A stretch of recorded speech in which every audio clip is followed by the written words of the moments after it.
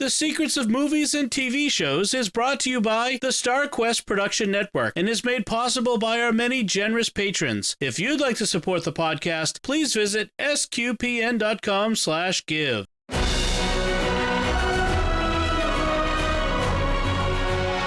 Hi, I'm Thomas Salerno, and you're listening to The Secrets of the Adventures of Tintin, where we'll be discussing this 2011 animated adventure film directed by Steven Spielberg and based on the classic comic book series.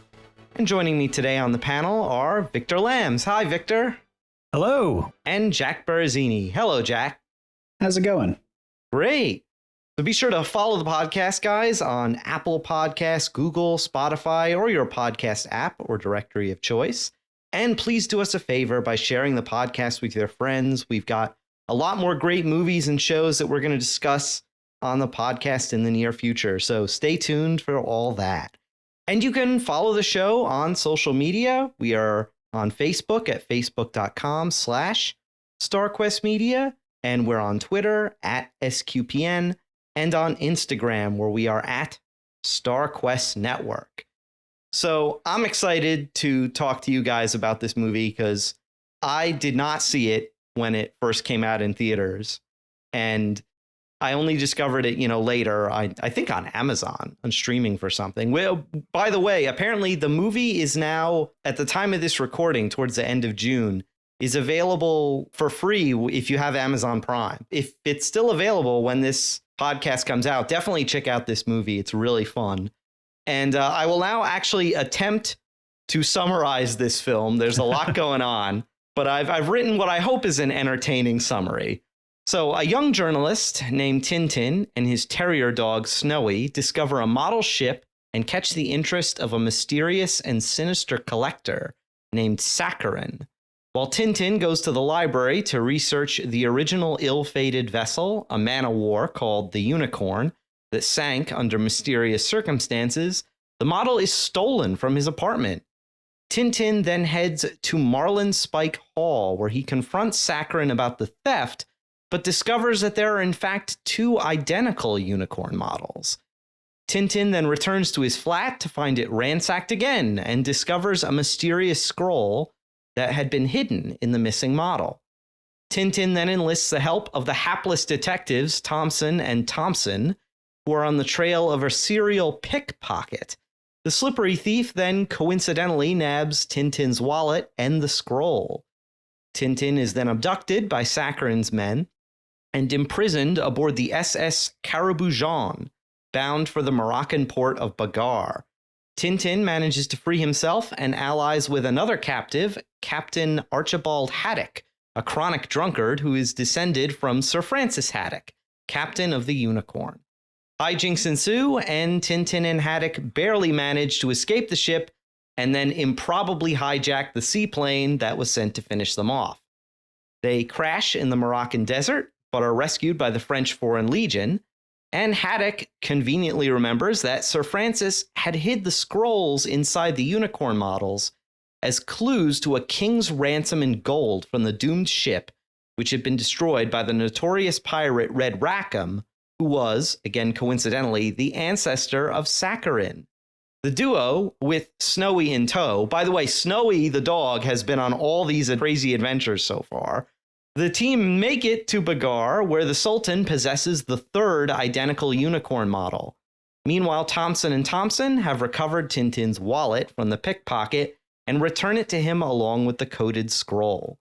Sakharine then causes the movie audience to suspend disbelief by using an opera singer's voice to shatter bulletproof glass that was protecting the Sultan's ship model. He then absconds with the scroll, and a slapstick Indiana Jones-style action chase ensues involving a motorcycle, a bazooka, and a hydroelectric dam. In the end, Sakharine retrieves all three scrolls from Tintin by threatening to drown Haddock and Snowy.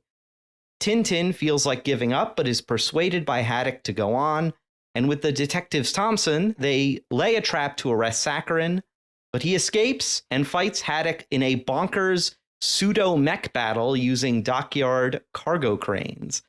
Sakharine is finally defeated by Haddock and is taken into custody, while the scrolls lead Haddock and Tintin back to Marlinspike Hall, the old Haddock estate, where a statue of St. John the Evangelist leads them to part of the hidden treasure, along with a clue to where the rest of the gold can be found on the ocean bottom. The end. Whew. Okay. Yeah. There is a lot going on in this movie. Before recording, we said that this is actually condensing 3 stories from the Tintin comic books. Mm-hmm. Yeah. It's Secret of the Unicorn, Red Rackham's Treasure, and then it takes a lot from The Crab with Golden Claws. Yeah, all of which I probably read when I was 5 or 6 years old. They had the full collection of Tintin comics in my elementary school library. And so nice. I remember just going down there one right after the other, just checking them out and reading them, which, for a 5 or 6 year old, given, Captain Haddock's drunken behavior and some of the humor, may have been a little over the head of a 5-year-old at that time. But right. I think they, based on my recollection of comic books, I haven't read them recently, but they retained a great deal of, that we can talk about that in the movie itself, a great deal of the character and the characters of the books. Mm-hmm. So are you guys both familiar with the comics? Because I was not really. I may have seen them once or twice at the library as a kid, but I really didn't gravitate toward them. So I just wasn't familiar with Tintin before I saw this movie. I grew up reading them, and so when the movie came out, I was super excited for that because I've always been a fan of them. Nice. Yeah, I could never get into superhero comics. I always tried as a kid, but there was just so much, and it just wasn't really my thing. But I loved these as a kid, so it was exciting to see this movie come out that you could tell it was really a labor of love because they hew so closely to the feel of the old comics. Yeah, and this movie did have a very long development history with Hergé, who is actually, Georges Prosper Remy, who took on the pen name of Hergé because in French, G and R are, Hergé, if you say them backwards. It's this convoluted history even of his pen name. That's cool. Yeah, Georges Remy is R G, Hergé is his pen name. So yeah, so he's, started off as a newspaper cartoonist, started writing these simple Tintin cartoons, and his style evolved. His art got progressively, more advanced. But and at some point, I think Steven Spielberg reached out to him. No, Hergé reached out to Steven Spielberg after seeing Raiders of the Lost Ark and said, if that explains it. Movie, if anybody makes a movie of my stuff, I want it to be you. And so, they kicked it around for a while. Nothing ever came of it. Spielberg lost the rights. Hergé died. Hergé's widow, I think, reached out to Spielberg. You can correct me if I'm wrong. And they started the talk again. I think originally as an animated movie. Then they started filming it as a live action. And at this point, Peter Jackson with his Weta effects unit said, like, well, how about if we do this all as motion capture, animation rather than live action? And they, did a 20-minute demo. They filmed, the actors did a 20-minute scene, and Peter Jackson, I think, took it back, animated it, and Spielberg was very impressed with it. And that's kind of how they agreed on the look. And it did take, even from the time they started writing the movie, like 7 years to get it to the screen, I think. Wow. Nice. Yeah. Yeah, it definitely has that Raiders feel, I often call it, when I describe it to people who haven't seen it, I'm like, it is an Indiana Jones movie that if you like Indiana Jones, you are going to love this movie. Yeah, it's got all those elements. It's got that action feel that at least the original Indiana Jones movies kind of retained, and the John Williams score. So yes, it is. Yeah. I always tell people this is the actual fourth Indiana Jones movie. Yeah, John Williams. John Williams ran out of classical composers to rip off, so he ripped off his own score from Raiders for this one. Yeah, sorry, I don't have the same opinion of Jonathan Williams that a lot of people do, but I mean the score for this. I mean the title sequence is very nice, but the rest of it just feels kind of sequence. When do we ever get those anymore? That was great. I liked that. It was, yeah. Yeah, but the rest of the score feels a little phoned in, like someone imitating a Jonathan Williams score. But yes, it looks fantastic. The movie does. It's not quite as creepy as Polar Express or Beowulf does. I think they've managed to kind of cross over the uncanny valley to the other side. And the fact that it is based on a comic, and that they can take some liberties with it, I think helps a lot. It does feel very filmed, though. There's not a lot of the kind of animation style book in it. There's a couple like wacky animated moments, like where I think Captain Haddock goes around a propeller a couple of times. Oh yeah. But aside from that, I mean, this was filmed live action and then mocapped, and it's very clear that it could have worked just as well as a live action film. And I think the fact that they did all the character modeling like they looked in the comic books, they didn't try to make it photorealistic with the models. I think that's what really helps it, because with like Beowulf or Polar Express or some other movies, I'm thinking now of the infamous Scorpion King from the Mummy movie. You get that uncanny valley look, or Mars Needs Moms, I think. Oh yeah. But yeah, Monster House, which is another one that came before this, I really enjoyed that. And that does have a very cartoony look to it, which is why I think it works. Yeah, I remember before I saw the movie, I had seen complaints that like, oh, it's creepy, it's the uncanny valley. And then when I watched it, I didn't get that at all. Like, I agree with you guys that it looks stupendous. And you can definitely tell that what Peter Jackson learned from The Lord of the Rings and King Kong with motion capture, he really brought all those lessons and like just perfected it in an A game in this movie. It's just stunning that it's motion capture. And I forget that when I'm watching the movie, but then when I think about it later, I'm like, oh, it makes total sense. Mm-hmm. Yeah, I watched this with our 8-year-old and 10-year-old, and they were amazed at like how realistic it looked for a cartoon. They were like, how did they do that? Like, they were amazed by the look of this. And they've seen everything. They've seen the new Mario movie. They've seen, the high points of CG animation and stuff. But something about the look of this just resonated with them. And even if you watch it today and the film is, 12 years old, the technology is probably 15 or 20 years old, it still looks very fresh and new if you haven't seen it before. I think it looks better than a lot of more recent uses of CGI. Like, especially the environments, like it's basically photorealistic for a lot of it. The water looks amazing. Yeah. Yeah. Yeah. And I think this came out right at the height of the most recent 3D craze. When every movie that came out in 2010, 2011, 2012 had to be in 3D, and you would go to you get the polarized glasses and watch it in the theater in 3D. They don't do a lot of like pointing directly at the camera and stuff like you could tell when a movie came out during that craze because there's a lot of like, weird gratuitous stuff like that. And I think this was one that was featured in 3D, but it's not gratuitous 3D. Yeah, I didn't see it in 3D when I saw it in the theaters, but I try to avoid those whenever possible. I feel like the 3D though would work better with an animated film like this. I remember some of the movies that I saw during that period that were 3D. You could tell that the 3D was really an afterthought, and it just didn't look very good. And I don't know. I just feel like at least with some animated movies, it sort of blends better with the 3D. Is there a 3D Blu-ray of this or not? That's a good question. I can be looking that up while we chat.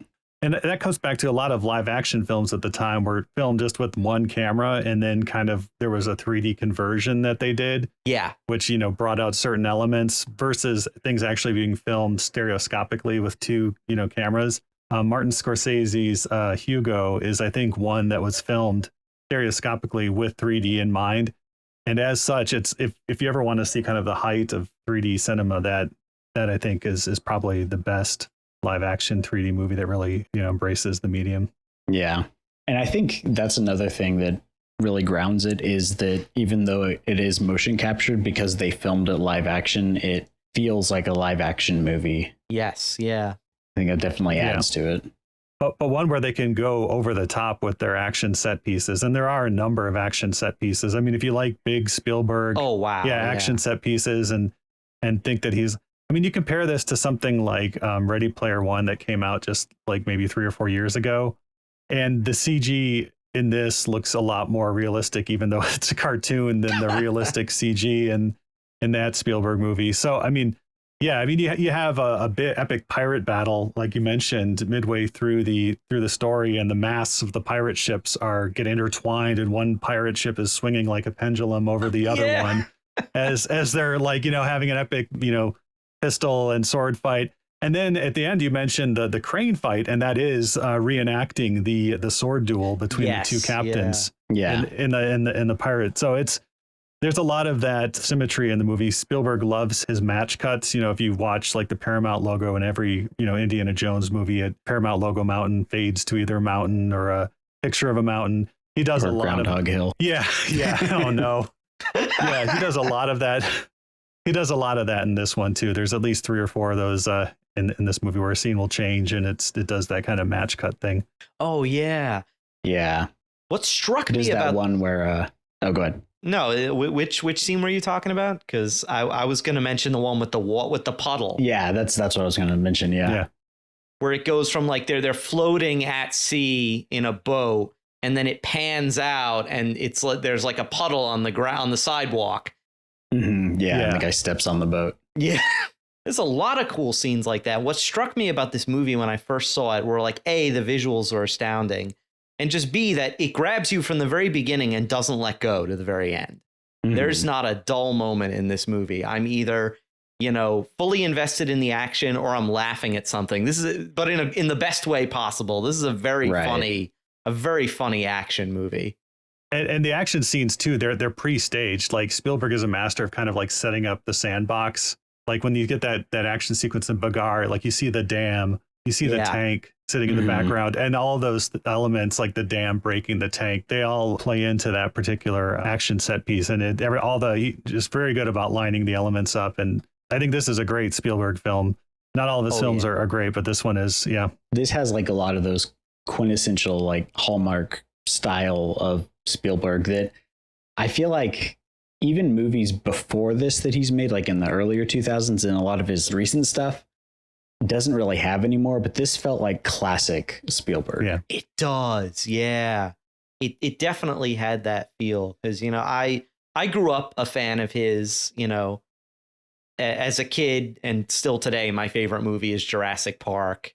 And Jaws and Raiders of the Lost Ark were huge for me. It's like, but then this felt just like classic Spielberg. I could see him in it from like beginning to end. And that chase scene with the dam and the tank and the bazooka, that's probably my favorite sequence in the movie. It's just so well choreographed and done. And it's such a very just visually exciting chase scene. And that's another thing. This whole film is visually interesting. There's all kinds of little vignettes happening in the background. If you look. Oh, yeah. Remember the part where I think it's where Thompson and Thompson finally get a hold of the pickpocket. Meanwhile, in the background, there's this little old lady being helped up from the ground from being fallen, but like she feels that the guy helping her up is kind of taking advantage, so she starts whacking him. And I completely missed that. Yeah, I only saw that this time while I was watching to record for this. I'm like, what's that going on in the background? I'm like, there's like a whole other scene going on in the background of this scene of Thompson and Thompson talking to the pickpocket. It's just such a visually interesting movie. Like, I'm sure if you stopped at any random scene, there'd be something interesting going on. Yeah, it's a very, very visually rich movie. I love the way they open it, where you have the artist the guy who's drawing him is modeled after Hergé. Yeah. And that's just a great way to do an introduction, is to have his self-portrait be the comic style. I love that. Yeah, and as they open in Brussels there, which, as a Belgian American, I vigorously object to the Anglo washing of Belgium in this, with all the voice cast being all British people and nary a Belgian in sight. But I thought it was taking place in England until I looked it up on the Wikipedia page, and it's like in Brussels. And I'm like, oh, okay, I thought this was England. That's why you get Roman soldiers with British accents, right? I mean, right. Yeah, but we should probably also, this being SQPN, we should also talk about the writers for this. Although there are 3 writers credited, but they did not all work on it at the same time. The first of which is Stephen Moffat. Everybody will recognize as the showrunner of Doctor Who, writer during the 10th Doctor's season, and then showrunner during the 11th and 12th, I believe. And he hadn't yet taken over as showrunner on Doctor Who when he was writing this, but you could definitely sense some of the Stephen Moffat, cleverness in the dialogue, and some of the plot twists and stuff are what he would work into his Doctor Who plots. But then he was called away from the project to work on Doctor Who, and they brought in Edgar Wright, who's done every kind of movie. He worked on it for a while, then he had to go do something else, and then finally Joe Cornish was brought in from Attack the Block to kind of finish it up. So it's not like the three of them were all sitting around in a room like bouncing ideas off each other, which I think would have been really cool, because that's kind of like your writing dream team. But right, it is fun that we have Edgar Wright. You can definitely see a lot of the Edgar Wright influence in some of his very signature style of writing and humor, and then we have Nick Frost and Simon Pegg, who are in a lot of his movies too, as Thompson and Thompson. They were great. Every scene they're in, I was laughing hysterically. Yeah, the Thompson twins, which is where that 80s band, got their name, Hold Me Now, and they actually took their name from the Thompson and Thompson in the Tintin comics. Oh, nice. Although they're actually not related. They're not twins. Yeah. Yeah, I was going to say that. They're not supposed to be related, right? But one has a P in the name. Yep. I think, right? Yes. Yeah. The scene where they're talking to the pickpocket, who is oh my gosh, who plays that? That's Toby Jones is the pickpocket. Toby Jones. I didn't recognize him until I read it on the Wikipedia page, but all the actors in this do such a great job, I think. But that scene where it's got a lot of big names. Yeah, this is a star-studded cast.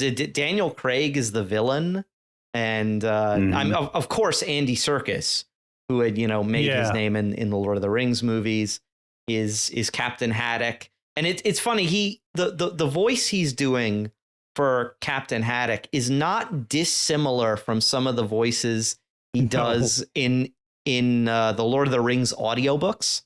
So it was actually kind of this time around rewatching it. When I close my eyes, sometimes I'm like, is this a Lord of the Rings audiobook, or is this The Adventures of Tintin? I kept expecting him to chant one way out, like he does in Andor and stuff. Right. But no, I mean, obviously, probably the most accomplished motion capture actor, Andy Serkis. And it's sometimes, I mean, Jamie Bell, very good as Tintin, but Tintin has a more photorealistic, case. Obviously, he's the lead hero character. He needs to be somewhat less caricatured. But then Captain Haddock looks more like, and then there's other characters that look even more caricature. So it kind of, sometimes it felt kind of like Andy Serkis wearing like a Mardi Gras paper mache head of Captain Haddock. It doesn't really get that bad, but it wasn't, what somebody is standing next to Tintin. Yeah, I don't know if that's really the voice I would have picked for like Captain Haddock in my mind as a 5-year-old, but it works. I think it works. It works very well. I was going to say that when I first saw it, that was actually the hardest thing for me to take in, was being a fan of the comics, was because I never pictured Captain Haddock with a Scottish brogue. No. So but it works for the movie. So.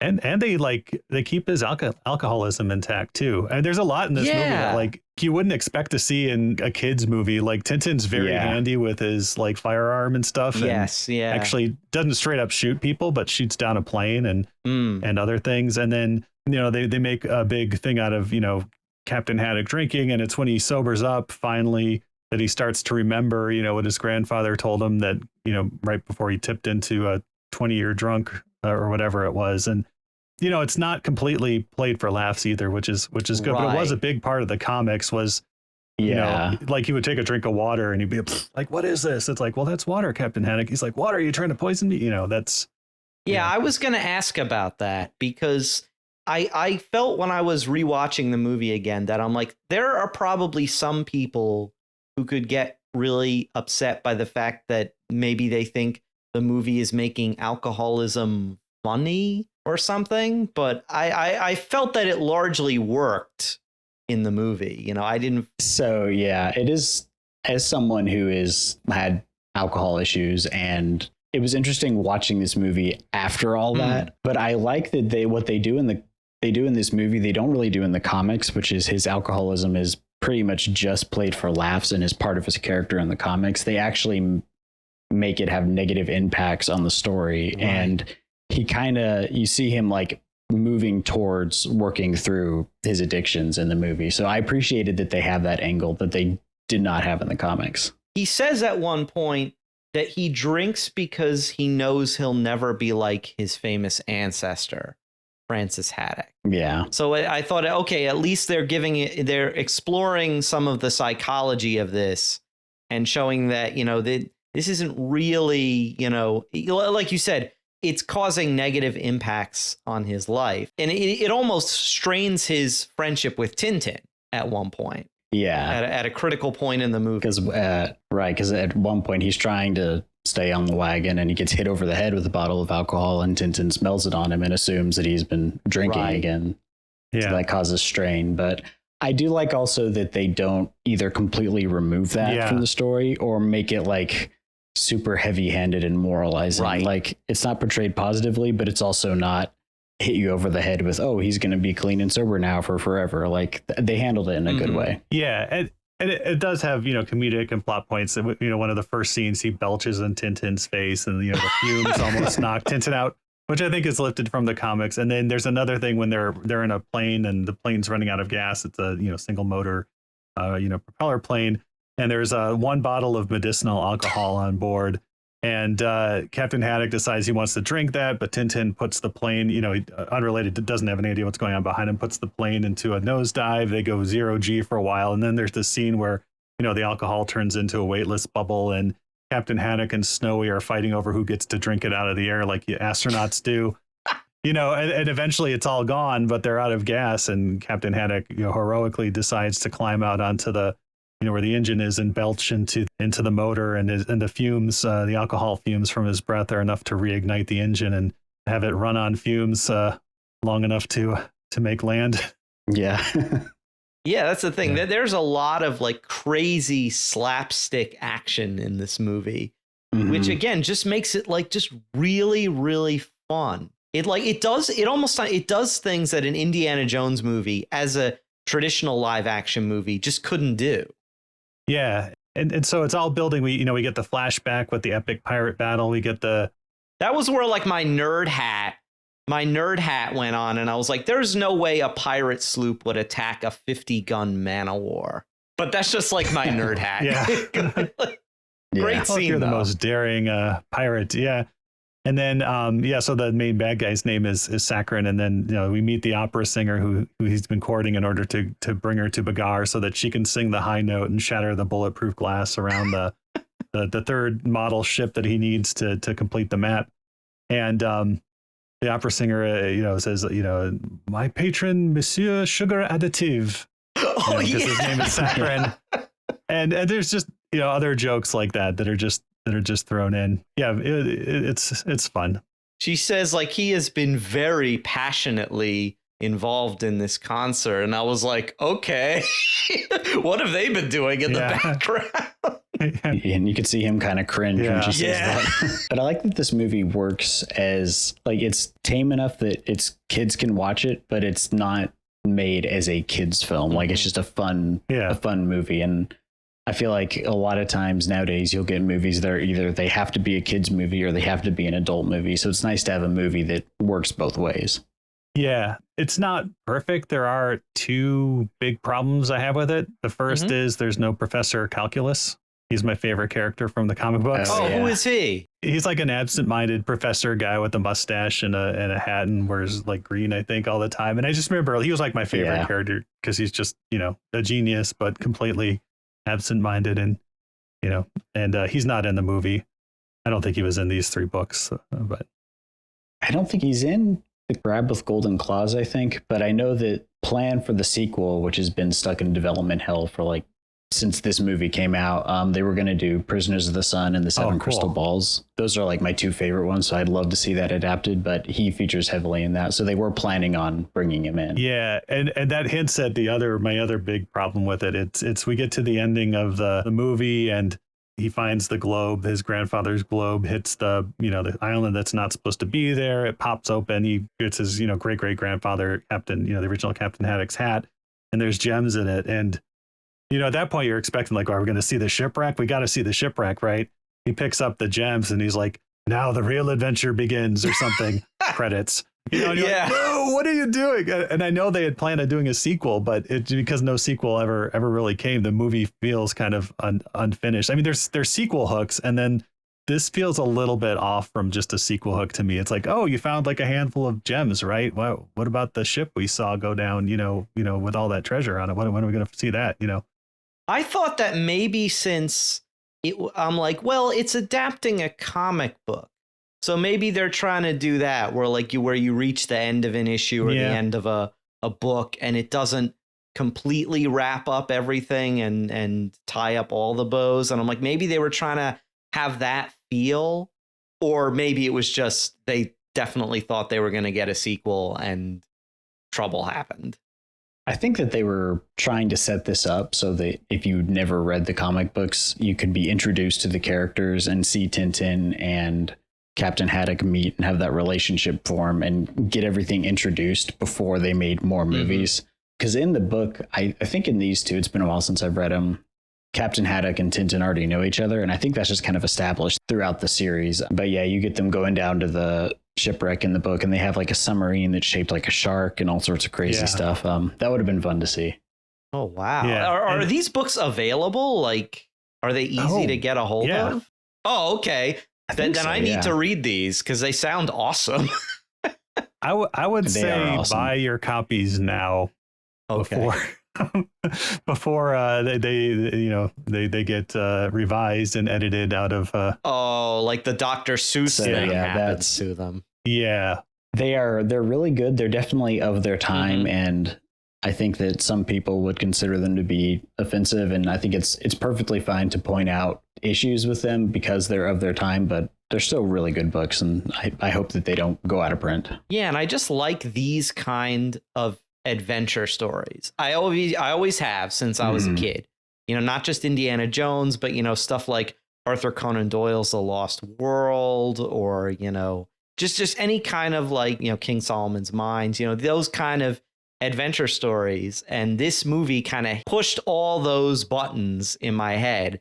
And so even though I wasn't familiar with Tintin or the comics at all, I was just like, this is just a really entertaining action adventure comedy. And I wish they had done more. And hopefully those plans for a sequel work out, because I would definitely like to see it. Yeah. And if you think like the backgrounds and stuff in this movie are lush, that is directly taken from the comics as well. I mean, you would get incredibly detailed in not so much in his newspaper stuff on which they're based, but he went back and readapted his newspaper comics for the books, and the backgrounds. There's huge like multi-page where it's one panel with things going on in every part of the panel. It's just that's interesting because in a lot of those comic books they would kind of skimp on the backgrounds. So it's interesting to hear that in his comics he went full out with that. I think that's part of why I liked them so much, because a lot of times if you're reading like a serialized, like a lot of like the Marvel or DC comics, like the art is really cool, but they're working under pretty specific time constraints. And so a lot of it is just focused on the characters. You don't really get a lot of detail in the background, where with these, like there are a lot of panels in there that are basically just intricate paintings, and it's just beautiful artwork. Yeah, he was heavily influenced, I heard, by Winsor McCay's Little Nemo comic, which was in newspapers, I think around the early 1900s, like 1905. And I mean, it's hard to believe that is a newspaper comic, just given that it is incredibly detailed. It looks, any page of that could be like a lithograph that you would hang on your wall pretty much. Oh yeah. And so he was, very influenced by that. And yeah, I mean, there was a time when to be a comic artist, you had to be really good at art and painting all of it, and composition and drawing. His line work, well, the characters can be rendered simply, like his expressiveness. Charles Schultz was another artist who with just a simple pen line could, Charlie Brown's mouth or Linus's mouth, just one line, but it evokes so much emotion, just, the expressions and stuff. So it's definitely an art form. Yeah, it's awesome. Yeah, I wanted to point out probably my favorite line in the whole movie before I forget. And it is that it's at that moment when Tintin's ready to give up. And, the Sakharine has all the scrolls. It's after the huge chase scene. And he's talking about how they failed. He's a failure. And Haddock kind of gets in his face and says, look, There are plenty of others willing to call you a failure, a fool, a loser. Don't ever say it to yourself. And then he says, you can never let failure defeat you. And I thought that was really good. And that kind of hit me when I first saw this movie a few years back. I was in a place where I kind of needed to hear that. So that I thought that was one of the most effective lines in the movie, because it's true. Like, you should never say that about yourself. Negative self-talk is such a huge, and self-sabotage like that is such a huge thing that so many people struggle with. And you can tell in Haddock's life, he struggled with it too. And he's had to learn the hard way, there's plenty of other people willing to knock you down. Don't do it to yourself. Yeah. Yeah. That is a very powerful, I was kind of looking over our boys, like to see like mentally note this is, something that's going to serve you well in life. Right. And, in a modern day Marvel movie, like they would lose the scrolls and like Tintin would look over at Haddock and be like, well, that just happened. Or there'd be some quip or something. You wouldn't get that actual honest character moment. You'd get a quip or something. Or they'd undermine it with a quip. Yeah. Yeah. Like, people will always call you a failure, and then someone will walk up behind like, what up, loser? Or something. Yeah. They would try to make it funny somehow. I do like, though, that the movie doesn't ever like preach at you or is moralizing about any of that. Like it works organically for all the characters. Yeah. And again, like, a man is machine gunned down on Tintin's doorstep and he grabs his pistol, right? I mean, like, you wouldn't see that, in a kid's movie these days. No. Although this is these days, was made in these days, but it's very true to the comics and very true to, like, boy reporter in the 1950s who's sticking his nose where it doesn't belong would run into. When the FBI guy is gunned down on his door, there's that little moment where, like, someone's been gunned down on our front step, and the landlady's like, again? That was yeah. I like those little moments that hint at kind of the larger world, that, like, that crazy things kind of happen to Tintin all the time. And, like, you get hints of these stories that haven't been told. I like that, because, like, that that the world has gone on both before the movie starts and after the movie ends. That it's part of a larger world. You're just seeing a few days in these characters' lives. I've always liked movies that can accomplish that world building. It does a lot of good showing, not telling, too, which is nice. And I liked how at the end, our final clue is a religious figure from Christianity. It's St. John the Evangelist, because the eagle's cross was the final clue on the scroll. And of course, John the Evangelist often being depicted in art as an eagle, and he's holding the statue of him that they encounter is holding a cross above a globe which contains the pirate's hat full of gold. I thought that was interesting. Yeah, and it was Haddock's finally his memory coming back, where he walks into the basement and says, this basement used to be bigger. When I played here as a child, this was a bigger room. Something's been boarded up here. Yeah. And we get the butler, I don't know his name, but the butler of Marlin Spike Hall, who, when Sakharine is in charge, has to knock Tintin out, but then gives Tintin advice, and then he's there at the end too. So he's just kind of like, he's part of the building, right? He serves whoever's in the building, but definitely the Haddocks. He has a funny line when they're about to arrest Sakharine, and he's telling Sakharine something like, I trust you had a successful voyage, sir. And he's like, do I pay you to talk to me? And he goes, you don't pay me at all. Yeah. Pretty funny. Again, another just great background character. He doesn't have a whole lot of lines, but when he does, he's either saying something interesting or he's saying something funny when he does have a line. There's just so many cool little moments and little characters. I thought even the henchmen, even though I don't remember any of their names, were general. Like, I recognized them when they would show up. They weren't just faceless henchmen. They all kind of had distinctive looks to them. Yeah. And that's something that was pulled straight from the comics, because he was very good about, even for minor characters, giving them a unique, realistic look where you could identify them. And those guys are all pulled from the comics. Yeah. And Cary Elwes wanted to be in the movie so much. And at that point, they had it pretty much all cast. They're like, well, there's this, guy in a plane we can give you the part of. And I think you have like 2 or 3 lines, and he agreed to do it just to be in the movie. Oh wow, and that's really the impact that Tintin had on people, of that generation. Yeah, apparently he ran into Steven Spielberg in the cereal aisle at a grocery store and begged him to be in the movie. Wow. I can give you a small role in my movie. What's that cereal you have there?